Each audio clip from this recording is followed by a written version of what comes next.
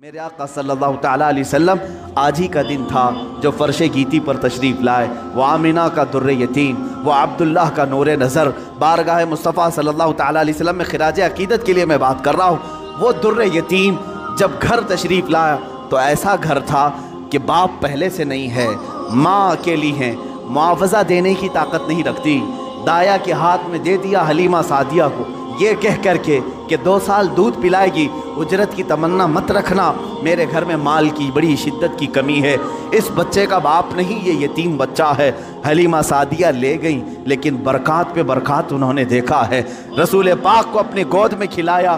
حلیمہ سعدیہ کہتی ہیں یہ عام بچہ نہیں تھا، ان کے آتے ہی بنو سعد کی ساری بکریوں کے تھن دودھ سے بھر چکے تھے، اور سارے بچے حضور پاک صلی اللہ تعالیٰ علیہ وسلم کو دیکھنے کے لیے آتے تھے۔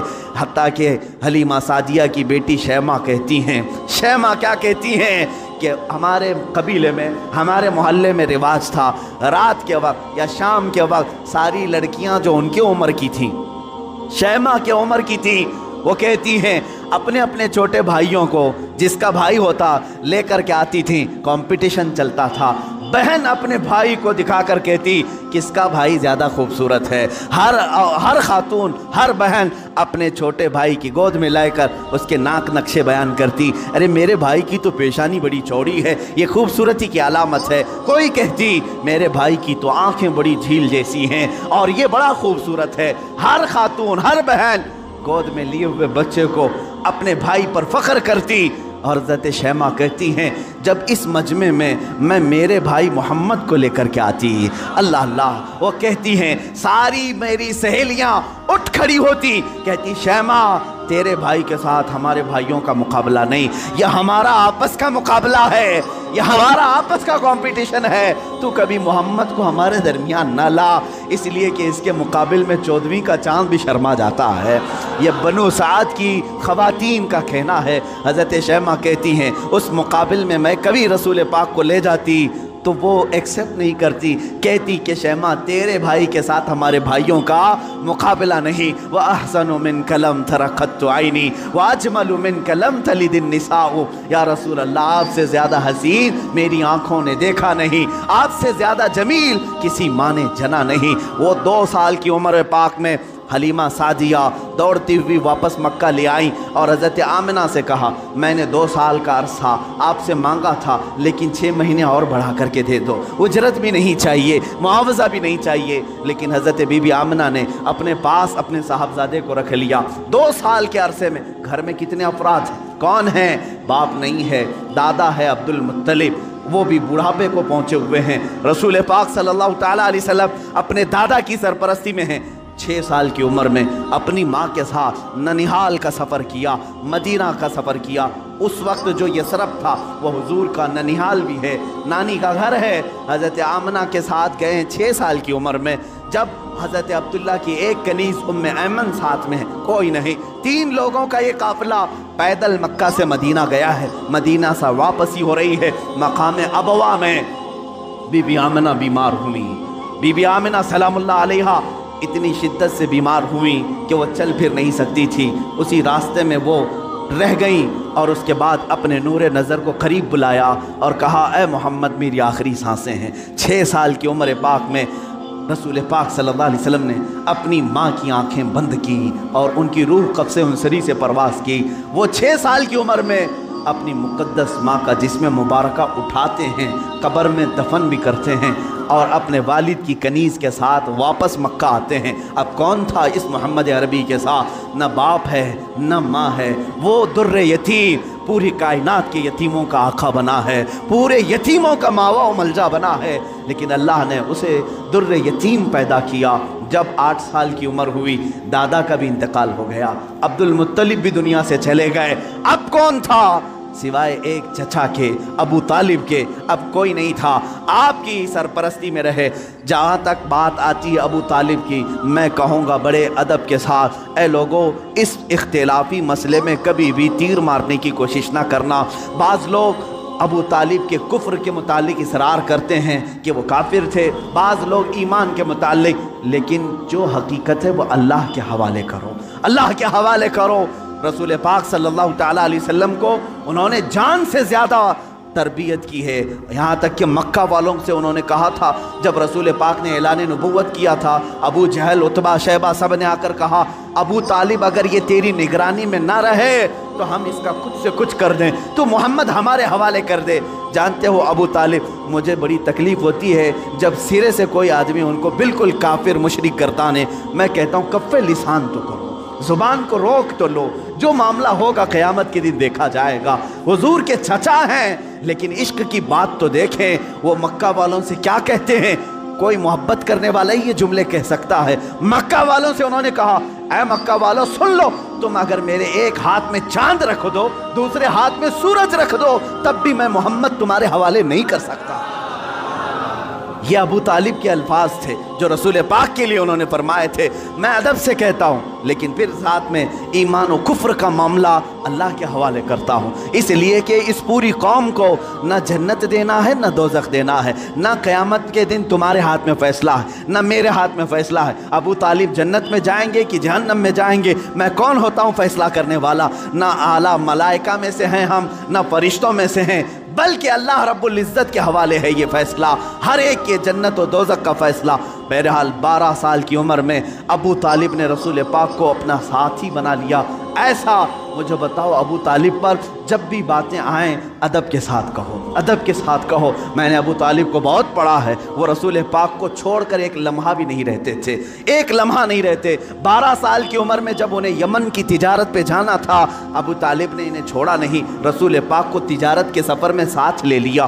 بیچ راستے میں ایک جگہ پڑا ہوا، وہاں ایک راہب تھا، عیسائی راہب، اور اس نے دیکھا، چہرے پاک کو دیکھ کر اپنی کتابوں میں پڑھی ہوئے ساری علامتیں دیکھ لیا، اس نے مہمان بنا لیا۔ ابو طالب سے پوچھا تم کہاں سے آ رہے ہو، کون سا خاندان ہے؟ جب انہوں نے بتایا تو وہ راہب کہتا ہے، بحیرہ راہب، اے ابو طالب میری بات سنتے ہو تو سن لو، جو تمہارے ساتھ بچہ تمہارا بھتیجا ہے یہ اللہ کا سب سے آخری رسول ہوگا، یہ سب سے آخری رسول ہوگا۔ تم جا رہے ہو شام یا یمن، وہاں یہودی اس کے جانی دشمن ہوں گے، وہ بچے کو مار ڈالیں گے، قتل کریں گے، لہٰذا تم اپنی تجارت کا سامان یہیں بیچ دو اور واپس مکہ لے جاؤ۔ ابو طالب نے صرف رسول پاک کی جان کی حفاظت کے لیے پورا تجارت کا قافلہ وہاں بیچ دیا، واپس مکہ تشریف لائے۔ ابو طالب نے 25 سال کی عمر تک رسول پاک کی ایسی تربیت کرتے رہے۔ میرے آقا صلی اللہ تعالیٰ علیہ وسلم کی پرورش میں انہوں نے کوئی فر و گزاشت نہیں کیا، کچھ نہیں چھوڑا۔ جب آپ کی عمر 25 سال کی ہوئی، میرے آقا کی شادی کی عمر ہے، یہ شادی کی عمر ہے، رسول پاک کو سامنے سے پیغام آیا بی بی خدیجۃ الکبریٰ کا، جو مکہ کی طاہرہ تھیں۔ لوگ کہتے ہوں گے مالدار سے شادی کیا، بلکہ آپ کو یہ معلوم نہیں، پورے مکہ میں حضرت خدیجہ کا ایک لقب مشہور تھا، طاہرہ ان کو کہا جاتا تھا۔ حضور کے پاس جب ان کا پیغام نکاح آیا، آپ نے ایکسیپٹ کیا۔ آپ سوچیں 25 سال کی عمر میں 40 سال کی خاتون سے نکاح کرنے والا صرف عورتوں کا دلدادہ نہیں ہو سکتا، وہ بھی بیوہ عورت، 2 شوہر ان کے ہو چکے تھے، اس سے پہلے انتقال کر چکے تھے، تیسرے شوہر میرے آقا ہیں۔ رسول پاک صلی اللہ تعالیٰ علیہ وسلم کی شادی ہو رہی ہے، شادی کا جو خطبہ نکاح ہے کوئی اور نہیں، ابو طالب ہی پڑھ رہے ہیں۔ ابو طالب نے خطبہ پڑھا، خطبے کے الفاظ بھی دیکھیں، کہیں ایک شرک نہیں، کہیں ایک کفر نہیں، بلکہ اللہ کی حمد و ثنا ہے، رب ذوالجلال کی تعریف و توصیف ہے۔ اس کے بعد رسول پاک کی تعریف بھی اس خطبے میں موجود ہے، وہ خطبہ آج بھی موجود ہے، کتابوں میں لکھا ہوا ہے۔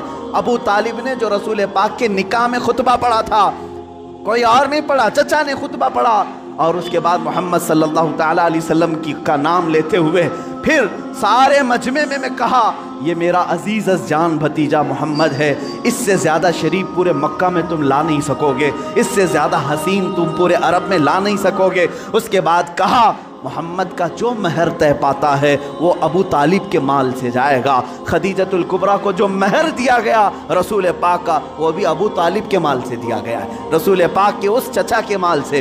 اب یہ زندگی پاک ازدواجی زندگی ہے، میرے آقا سیدہ خدیجہ کے ساتھ 25 سال گزارتے ہیں۔ 50 سال کی عمر مبارکہ جب میرے آقا کی ہوئی، یعنی 40 سال کی عمر پاک جب تھی، تب اللہ تعالیٰ نے آپ کو حکم دیا اے رسول آپ اعلان کر دیں میں اللہ کا آخری رسول ہوں، بتوں کی عبادت چھوڑ دو، ایک خدا کی عبادت کی طرف آؤ۔ یہ حضور کی 40 سالہ زندگی میں جو انقلاب آیا، اب مکہ والوں کی یہاں سے ستم ظریفیاں شروع ہوئیں، میرے آقا نے سب کو جمع کیا مکہ کے ایک سرزمین پر میدان میں، پوچھا میرے بارے میں تمہارا کیا خیال؟ سبوں نے کہا تم آج تک کبھی جھوٹ نہیں بولے اور کبھی کسی کی امانت میں خیانت نہیں کی۔ حضور نے فرمایا اے مکہ والو، اگر میں یہ کہہ دوں ان پہاڑوں کے پیچھے ایک فوج چھپی ہے جو تم پر حملہ کرنا چاہتی ہے، کیا میری اس بات پر یقین کرو گے؟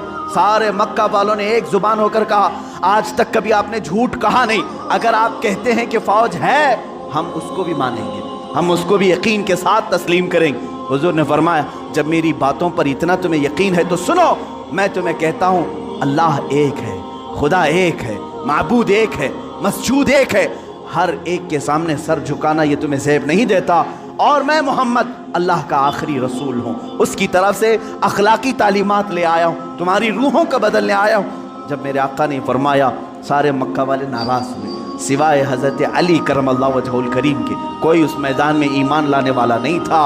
حضور پاک صلی اللہ علیہ وسلم کی دعوت کی ابتدا صرف دو لوگوں سے شروع ہوئی، ایک حضرت علی سے، دوسرے حضرت خدیجہ سے۔ کبھی نا امید مت ہو، اپنی دعوت اثر کتنا رکھتی ہے یہ اللہ کے اوپر چھوڑو، بولنا سیکھو، آج نہ صحیح کل مولا تعالیٰ تمہاری اس دی ہوئی دعوت کو پائے تکمیل تک ضرور پہنچائے گا۔ دو لوگوں سے دعوت شروع ہوئی، ایک علی سے ایک خدیجہ سے، لیکن وہ دعوت آج کہاں کو پہنچی ہے؟ آج تقریباً پوری دنیا میں 2.25 ارب لوگ 180 کروڑ کی تعداد میں مسلمان جی رہے ہیں۔ وہ دو لوگوں سے شروع ہونے والی دعوت 200 کروڑ کو پہنچ چکی ہے، لیکن ایسا سیل رواں ہے کہ تھمنے کا نام نہیں لیتا۔ وہ دعوت رسول اللہ کی جو مکہ کی ان چوٹیوں سے نکلی تھی، فاران کے ان پہاڑیوں سے نکلی تھی، آج تک زندہ ہے اور صبح قیامت تک یہ دعوت زندہ ہی رہے گی۔ آج میں آپ کو بتاؤں مختصر سی بات، یہ جو آج فرانس، امریکہ، یورپ جو ان کے اندر جو کھلبلی ہے، بے چینی ہے، اور وقتاً فوقتاً یہ گستاخی کرنا اسلام کے خلاف، مسلمانوں کے خلاف، آتنکواد سے جوڑنا، ٹیررزم سے جوڑنا، کیوں ہو رہا ہے یہ سب؟ جانتے ہیں آپ؟ ایک پیٹ کا درد ہے۔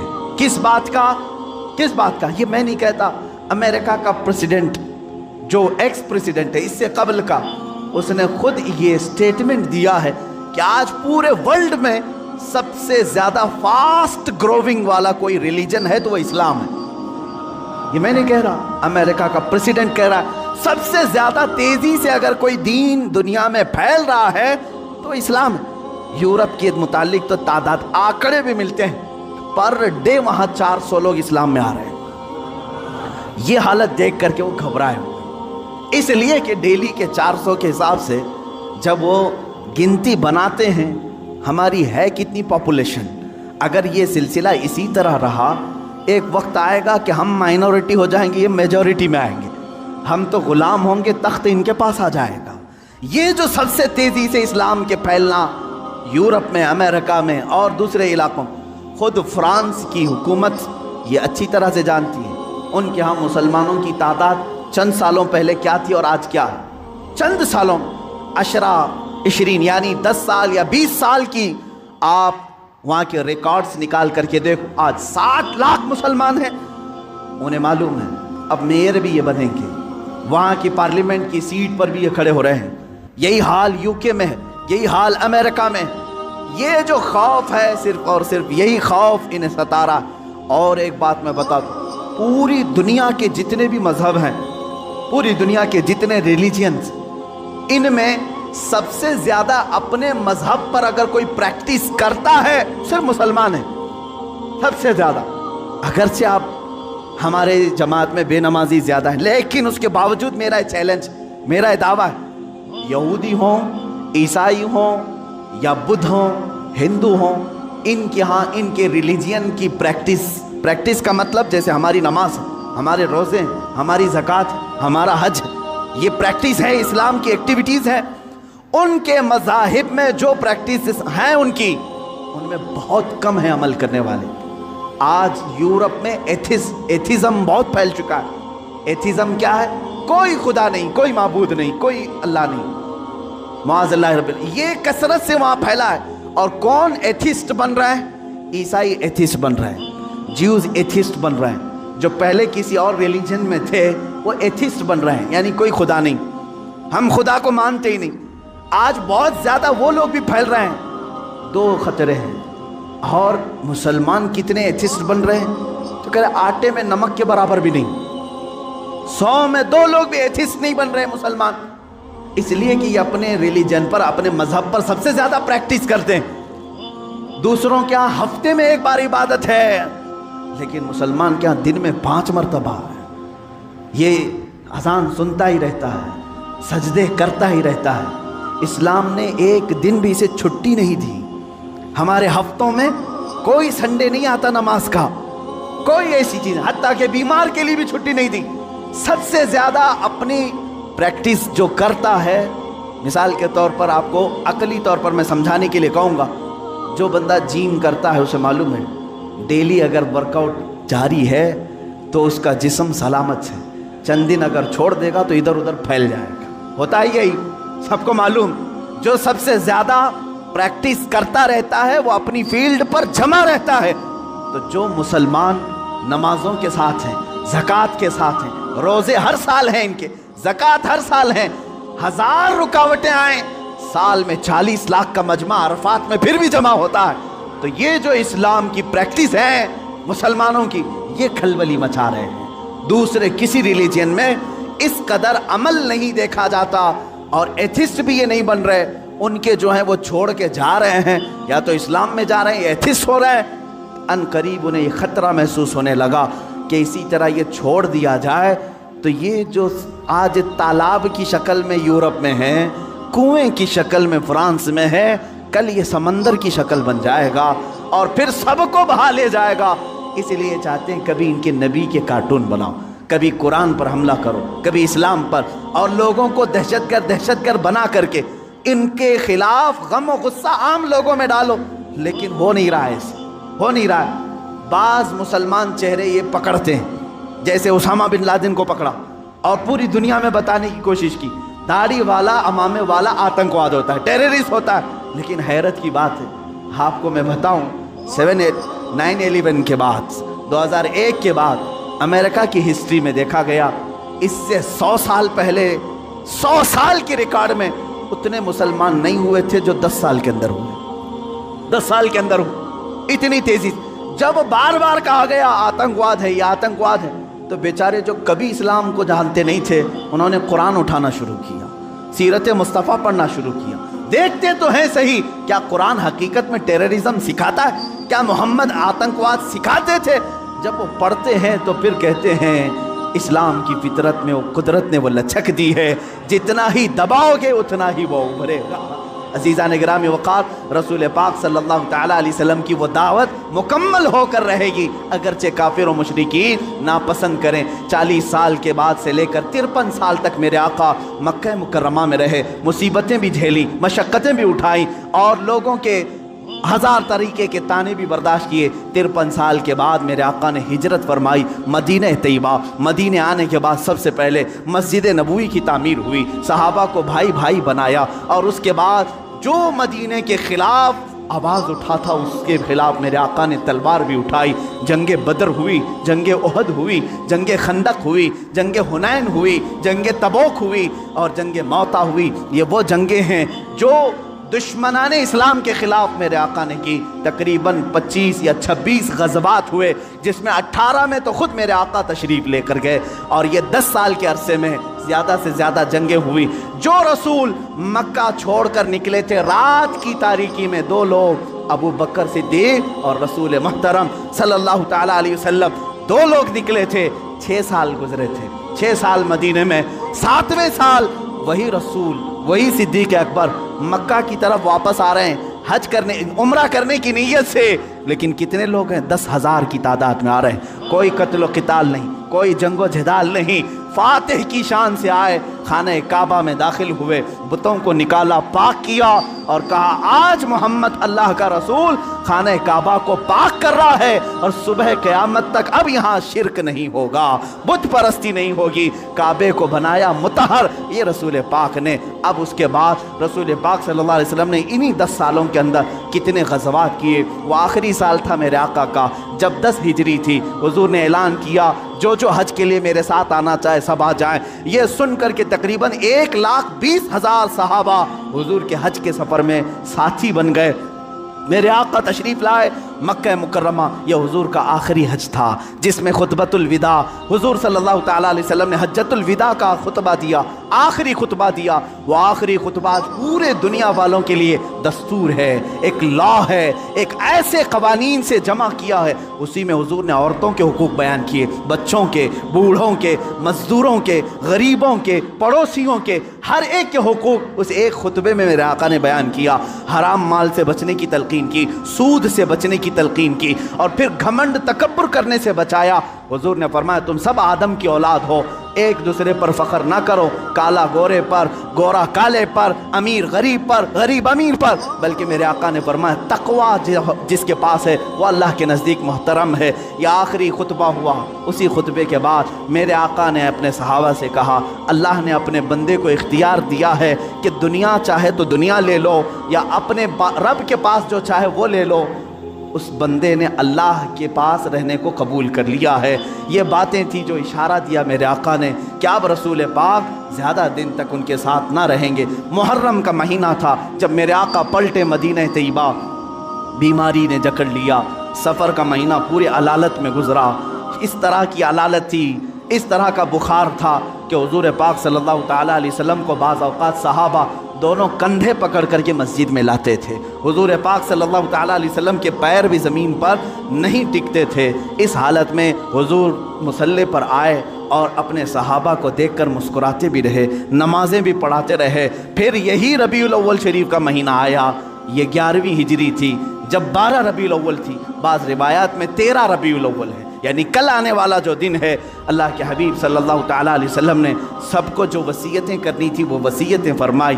ماں عائشہ صدیقہ کے حجرے میں آرام کرتے رہے۔ اللہ کے نبی صلی اللہ تعالیٰ علیہ وسلم کو بخار شدت کا تھا، بار بار مسواک طلب کرتے تھے یا پانی کے چھینٹے چہرے پر مارتے تھے، اور پھر کہتے تھے یہ سکرات، یہ نزع کا وقت کتنا شدید ہوتا ہے، کتنا شدید ہوتا ہے۔ ماں عائشہ کہتی ہیں اچانک میں نے دیکھا دروازے پر کسی کی دستک ہو رہی ہے، میں نے کہا اللہ کے رسول آرام کر رہے ہیں۔ حضور نے فرمایا عائشہ وہ کوئی اور نہیں ملک الموت عزرائیل ہے، وہ کسی کے آنے کے لیے اجازت نہیں مانگتا، آج مجھ سے اجازت لے رہا ہے، اس کے بعد پھر کسی سے نہیں لے گا۔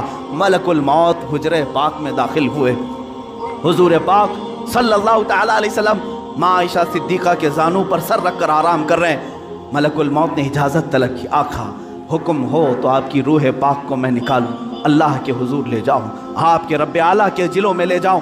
رسول پاک صلی اللہ علیہ وسلم نے اس سے پہلے جانتے ہو کیا پوچھا تھا؟ میرا دل درد کرتا ہے، ملک الموت سے صرف اتنا پوچھا۔ یہ وہ وقت ہوتا ہے نزع کا وقت جس وقت باپ اپنے بیٹے کو بھول جاتا ہے، بھائی بہنوں کو بھول جاتا ہے، بلکہ اکثر تو لوگوں کو اپنا نام تک یاد نہیں ہوتا۔ سکرات کے وقت جاؤ لوگوں کے بستروں کے پاس، ہم کلمہ پڑھاتے رہتے ہیں، کلمہ آتا نہیں، لوگ بول نہیں پاتے، یہ وہ حالت ہوتی ہے نزع کی۔ لیکن اس وقت میرے آقا صلی اللہ علیہ وسلم ملک الموت سے یوں کہتے ہیں اے اسرائیل، یہ جو نزع کا درد ہے کیا یہ درد میری امت کو بھی دیا جائے گا؟ کیا یہ سکرات کا درد میری امت کو بھی دیا جائے گا؟ ملک الموت نے کہا موت سے پہلے ہر ایک کو سکرات سے گزارا جائے۔ میرے آقا رو پڑے، واہ امتی، واہ امتی، اے اللہ میری امت، اے اللہ میری امت، کیا وہ نزع اور سکرات کو برداشت کر پائے گی؟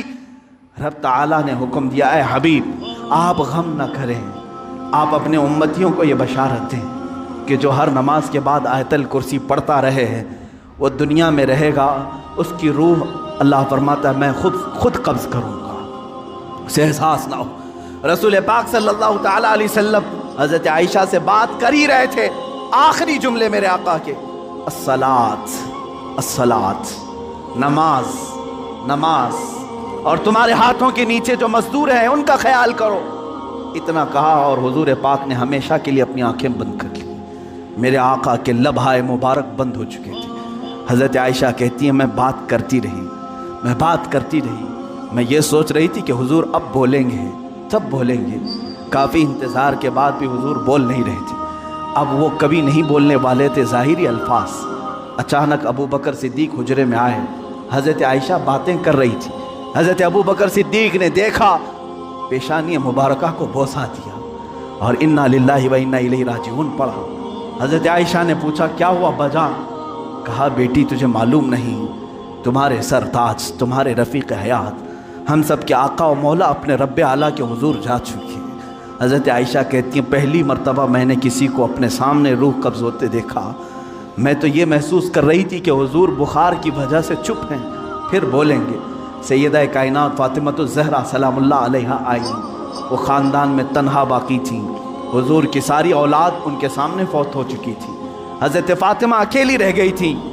حضرت فاطمہ نے حضور پاک کے جسم ناز کو دیکھا تو کہا اے بار الہ، زندگی میں آج سے پہلے یا آج کے بعد اس سے زیادہ کٹھن دن مجھ پر کبھی نہیں آیا، فاطمہ پر اس سے زیادہ بوجھل دن کبھی نہیں آیا۔ جب فاطمہ نے اپنے عزیز از جان باپ کو اپنے سامنے موت کی آغوش میں دیکھ رہی ہے، رسول پاک صلی اللہ تعالیٰ علیہ وسلم کے صحابہ نے میرے آقا صلی اللہ تعالیٰ علیہ وسلم کی ایک کے بعد دیگر زیارت کی۔ صحابہ کی کیا کیفیت رہی، 14 صدیوں کے بعد آج ہم روتے ہیں میرے آقا کی وفات کو سن کر۔ وہ آفتاب عالم ہمارے درمیان سے روپوش ہوا، وہ مہتاب رسالت غروب اگرچہ ہوا، لیکن آج بھی جب واقعات سنتے ہیں تو روتے ہیں۔ صحابہ کی کیا کیفیت رہی ہوئی؟ یہی کیفیت تھی۔ حضرت عثمان تو کسی سے بات کرنا ہی چھوڑ چکے تھے، انہیں کوئی اٹھاتا تو اٹھتے نہیں، بٹھاتا تو بیٹھتے نہیں۔ حضرت عمر کا حال یہ تھا کہ وہ ننگی تلوار نکال کر کہتے خبردار، اگر کوئی کہہ دیا کہ میرا رسول انتقال کر گیا میں اس کی گردن اڑا دوں گا۔ میرے حبیب کا انتقال نہیں ہوا، وہ اپنے رب سے ملنے کے لیے گئے، واپس آئیں گے۔ حضرت عمر مدینے میں اس طرح گھوم رہے تھے۔ عزیزان گرامی وقار، رسول پاک صلی اللہ تعالیٰ علیہ وسلم پیر کے دن انتقال فرمائے اور بدھ کے دن تک آپ کا جسم مقدس رکھا گیا۔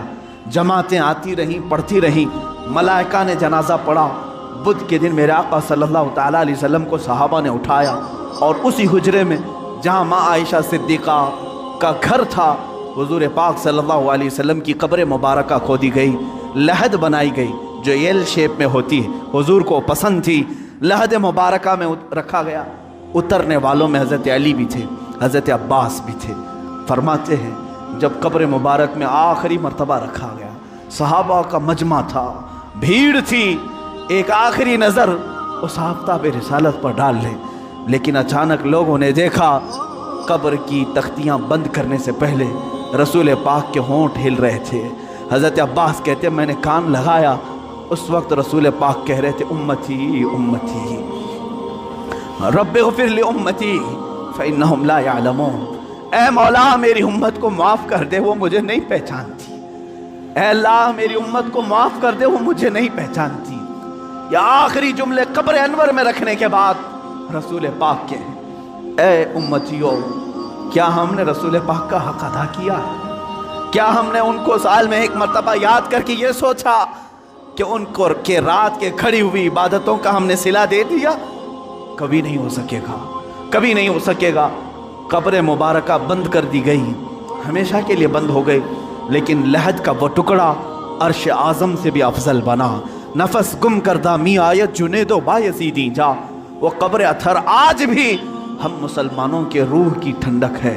وہ ہرا گنبد جو رسول پاک کے مسکن کے اوپر اپنی جگمگاہٹ بکھیر رہا ہے، وہ کروڑوں عاشقوں کی آنکھوں کا تارا بنا ہوا ہے، ہمارے دل کا سکون ہے۔ اے میرے عزیزو، آج ہم جئیں گے تو اسی امید کے ساتھ، اسی آس کے ساتھ۔ میرے آقا نے آخری وقت یہ بھی فرمایا تھا جو جس سے محبت کرے گا دنیا میں، قیامت کے دن اسی کے ساتھ اٹھایا جائے گا۔ اگر تم آج اپنے نبی پر جان و مال، اپنے ماں باپ فدا کرنے کی بات کرتے ہو، خوف نہ کرو، کل ہم اٹھائے جائیں گے تو ہمارے آقا کے ساتھ اٹھائے جائیں گے، ہمارے رسول کے ساتھ اٹھائے جائیں گے۔ لیکن جو لوگ مغرب کے دلدادہ ہیں اور دوسروں کی کیریکٹر کو اپنا کر کے اپنے آپ کو تباہ و برباد کیے ہیں، ان کو مبارک ہو، وہ انہی لوگوں کے ساتھ اٹھائے جائیں گے جو فرعون، حامان، شداد، قارون، ابو جہل، ابو لہب، ان گستاخوں کے ساتھ اٹھائے جائیں گے۔ اللہ رب العزت میرے رسول کی زندگی پاک کو जब तक रखा 63 साल वो रहमत थे, और आपकी वफात भी उम्मत के लिए रहमत ही है, रहमत ही है। और अल्लाह ताला उनकी बरकत से उम्मत को अजाब देने से महफूज रखा है। मेरे अजीज़ों में पैदाइश से लेकर मेरे आका की वफात तक की बातें सिर्फ मुख्तसर से एक वक्त में घेरा, लेकिन हुजूर पाक की हकीकत तो ये है, ला युमकिनु सनाउ कमा काना हक़्क़ुहु, बादस खुदा बुजुर्ग तू ही किस्सा मुख्तसर, आपकी सना तो मुमकिन ही नहीं है या रसूल अल्लाह। हासिल कलाम ये है, खुदा के बाद अगर कोई मर्तबा है आका वो आपका मर्तबा है या रसूल अल्लाह। आपके दरबार में मैं ये आखिरी अल्फाज ये कहता हूँ, आज की मीलाद के दिन सरवर कहूँ कि मालिक व मौला कहूँ तुझे, बाग़े खलील का गुले ज़ैबा कहूँ तुझे, अल्लाह रे तेरे जिस्म मुनव्वर की ताबिशें, ऐ जाने जा मैं जाने तजल्ला कहूँ तुझे या रसूल अल्लाह। तेरे तो बस ऐबे तनाही से हैं बरी, हैरान हूँ मेरे शाह मैं क्या क्या कहूँ तुझे। लेकिन रज़ा ने ख़त्म सुखन इस पे कर दिया, खालिक का बंदा खल्क का आका कहूँ तुझे या रसूल अल्लाह। इस फ़ख्र के साथ मैं जीता हूँ, हश्र तक डालेंगे हम पैदाइश मौला की धूम, मिस्ल फारस नजद के किले गिराते जाएंगे, खाक हो जाएं अदू खाक हो जाएं दुश्मन जल कर, मगर हम तो रज़ा दम में जब तक दम है जिक्र उनका सुनाते जाएंगे। व आखिर दावाना अनिल हम्दुलिल्लाहि रब्बिल आलमीन।